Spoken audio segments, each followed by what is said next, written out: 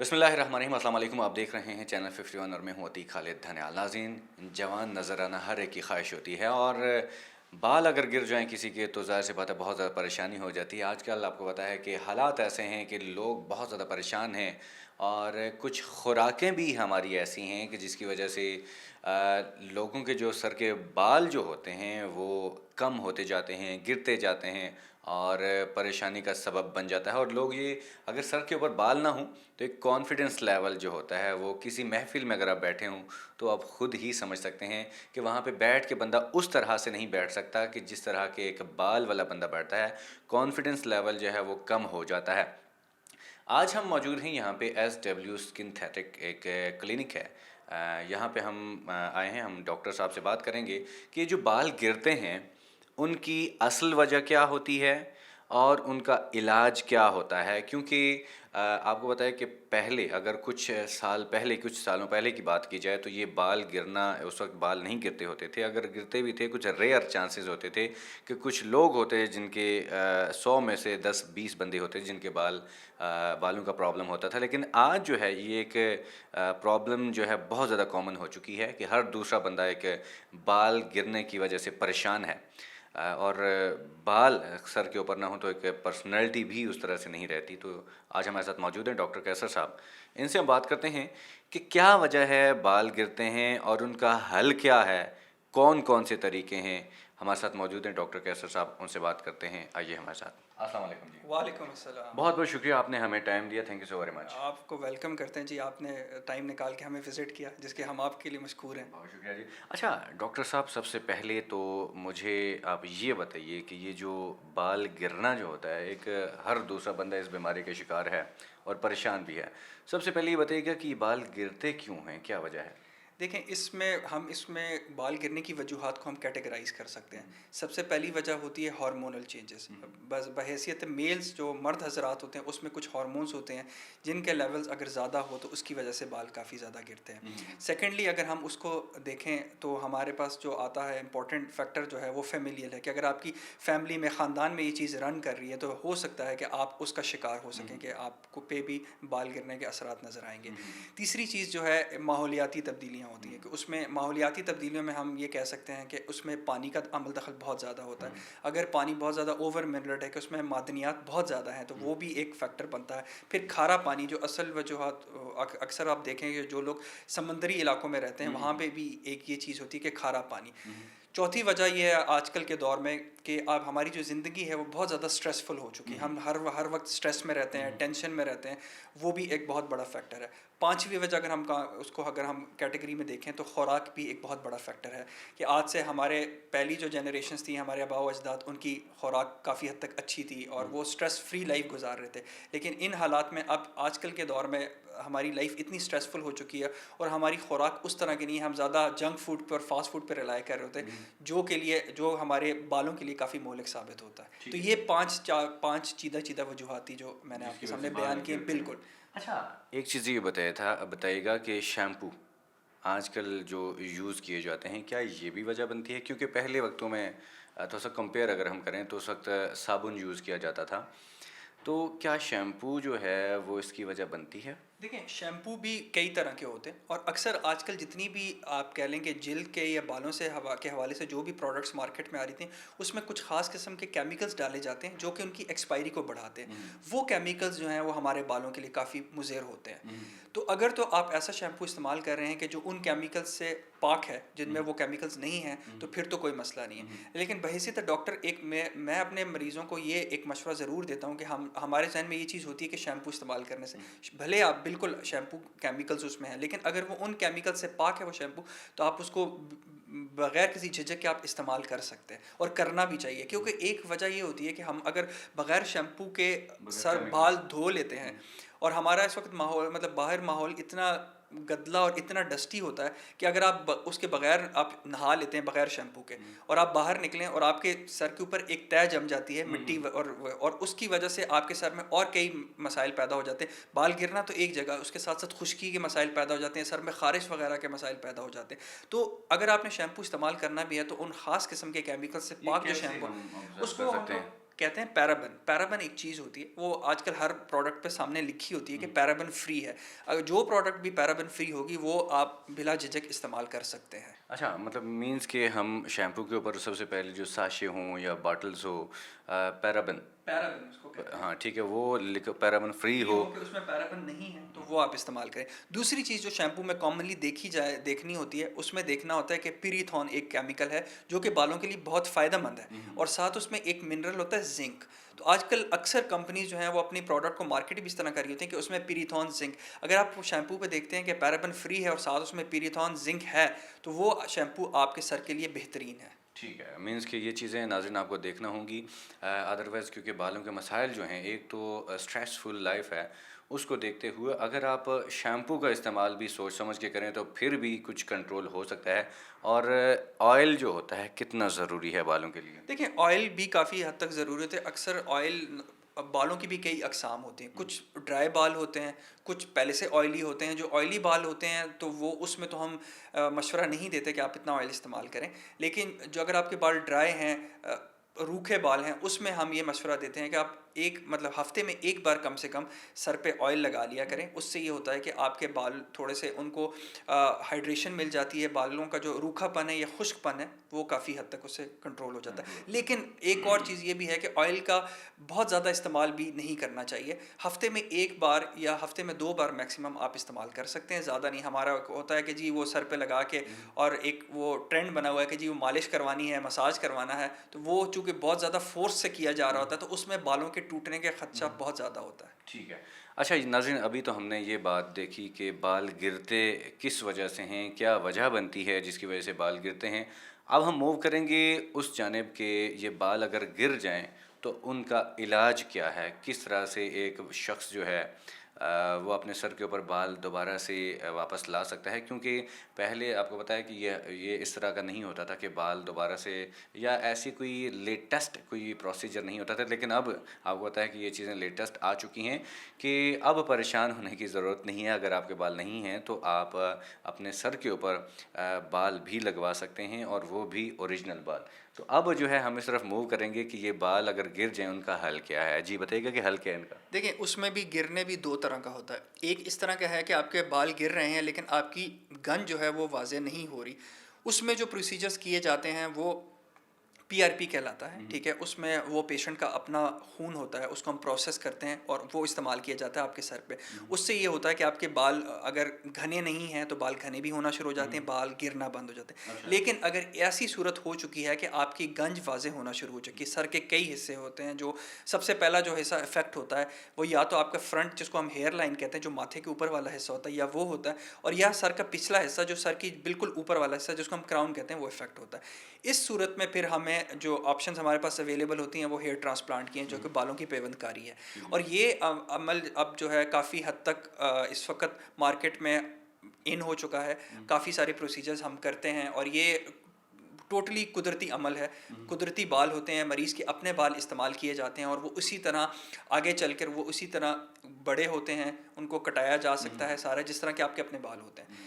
تو یہ چیز بہت زیادہ آج کل استعمال بھی ہو رہی ہے اور اس کے بہت اچھے فائدہ مند ہمیں نتائج بھی نظر آتے ہیں. اچھا پی آر پی کا جو پروسیجر ہوتا ہے وہ کیا ہے, مطلب اس کا بلڈ نکال کے اس سے کوئی کیا چیز ہوتی ہے جو آپ سر میں انجیکٹ کرتے ہیں, کوئی انجیکشن کے ذریعے ہوتا ہے؟ جی بالکل, اس میں یہ ہوتا ہے کہ ہم مریض کا سب سے پہلے جب مریض ہمارے پاس آتے ہیں اس میں, اور اگر ہم نے یہ فیصلہ کر لیا کہ ہم پی آر پی کی طرف جا رہے ہیں, تو ہم نے سب سے پہلے مریض کا خون لینا ہوتا ہے. اس میں سے خون بھی 2 چیزوں سے بنا ہوتا ہے, تو اس میں سے جو پیلا حصہ ہوتا ہے جس کو ہم پلازما کہتے ہیں وہ ہم نکال لیتے ہیں. اس میں پھر ہم مزید کچھ گروتھ فیکٹرز وغیرہ ایڈ کرتے ہیں اور اس کو پھر ایک بہت باریک انجیکشن کے ذریعے سر میں مختلف مقامات پہ ہم نے لگا دینا ہوتا ہے. اس سے یہ ہوتا ہے کہ آپ کے ایک تو بال گرنا بند ہو جاتے ہیں, بالوں میں اگر بے جان بال ہیں تو بالوں میں جان آنا شروع ہو جاتی ہے, اور اگر بال آپ کا پتلا ہے تو وہ بھی گھنا ہونا شروع ہو جاتا ہے. کتنے سیشن یا کتنے بار کروانا؟ یہ جو ہمارا جو اس کا جو پروٹوکول ہے وہ کم سے کم ہم کہتے ہیں کہ 6 سیشنز مریض کو لینے چاہیے. ہر مہینے ایک سیشن ہوتا ہے, ہر مہینے ایک سیشن ہوتا ہے. اور اس میں یہ ہے کہ تقریباً دوسرے سیشن سے ہی مریض کو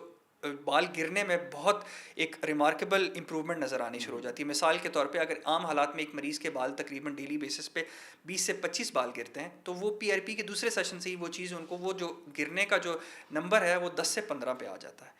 تو یہ تو ہو گیا پی آر پی کا. لیکن اگر ہم بات کریں ٹرانسپلانٹ کی طرف، تو ٹرانسپلانٹ جو ہے وہ ایریا پہ ڈپینڈ کرتا ہے کہ مریض، ایک تو سب سے پہلی چیز یہ ہے کہ مریض کے کون سے سر کے حصے پہ گنج پن واضح ہو چکا ہے، اور دوسری چیز یہ ہوتی ہے کہ مریض اپنے حساب سے کہاں پہ چاہ رہا ہے کہ بالوں کو ڈینسٹی چاہیے، بال گھنے ہونے چاہیے، اس حساب سے پھر ہم وہاں پہ ہم اس ٹرانسپلانٹ کو پھر آپٹ کرتے ہیں اس پروسیجر میں. ٹھیک ہے. چلیں ناظرین، ہم آپ کو یہ پروسیجر بھی دکھائیں گے کہ یہ بال سر پہ لگائے کیسے جاتے ہیں، اور یہ کتنے طریقے ہیں آج کل مارکیٹ میں جن کے ذریعے بال سر پہ انجیکٹ کروایا جا سکتے ہیں، سر پہ بال لگوائے جا سکتے ہیں. کچھ نام بھی ہیں ان کے؟ جی بالکل، دو طریقے ہوتے ہیں. ایک ہوتا ہے F U T follicular unit transplant, دوسرا ہے F U E follicular unit extraction. یہ دو طریقے استعمال کیے جاتے ہیں. اس میں یہ ہے کہ جو پہلا طریقہ میں نے بیان کیا ایف یو ٹی، اس میں ہم سر کے پچھلے حصے پہ ایک کٹ لگاتے ہیں، وہاں سے ایک جلد کا ایک حصہ نکالتے ہیں جس میں بالوں کی جڑیں موجود ہوتی ہیں. اس کو نکال کے ہم اپنی لیب میں اس کو پروسیس کرتے ہیں، اور اس میں سے ہم بالوں کے جو فالیکلز ہیں ان کو نکالتے ہیں. لیکن اس کا ایک ڈرا بیک یہ ہوتا ہے کہ ہم جہاں سے ہم نے جو جلد کا حصہ نکالا ہے اس کو دوبارہ ہمیں وہاں پہ جوڑنا ہوتا ہے، تو اس کے لیے ہمیں ٹانکے لگانے ہیں. تو لازمی بات ہے جہاں پہ ٹانکے لگیں گے وہاں پہ نشان بھی رہے گا. جبکہ جو دوسری آج کل پروسیجر ہے ایف یو ای، جو کہ ایڈوانس پروسیجر ہے جو ہم استعمال کر رہے ہیں اس ٹرانسپلانٹ کے لیے، اس میں نہ تو کوئی ٹانکا لگایا جاتا ہے، نہ کسی قسم کی کوئی کٹ لگتا ہے، اور نہ ہی اس پہ آپ کو کوئی نشان رہتا ہے. تو زیادہ جو استعمال میں آج کل ہے وہ ایف یو ای ہے، فولیکولر یونٹ ایکسٹریکشن. ہاں جی ٹھیک ہے. جو ایف یو ای جو ہے اس سے کیونکہ آج کل لیٹسٹ پروسیجر جو ہے ایف یو ای، اس سے ایک ایک بال جو ہوتی ہے اس کی ایک ایک جڑ جو ہوتی ہے وہ نکال کے یہاں سے بیک سر کے بیک سائڈ سے. اچھا، یہ چیز بھی دیکھی جاتی ہے کہ کسی کے بال گھنے ہیں بیک سائڈ پہ، یا اس کی مضبوطی بھی دیکھی جاتی ہے؟ جی بالکل، یہ بہت اہم ہے. آپ نے بڑا اچھا سوال کیا کہ یہ بہت اہم چیز ہے کہ ہم نے دیکھنا ہے کہ جو گرافٹ ہم نکال رہے ہیں آیا وہ اس قابل بھی ہے کہ اس کو امپلانٹ کیا جا سکے.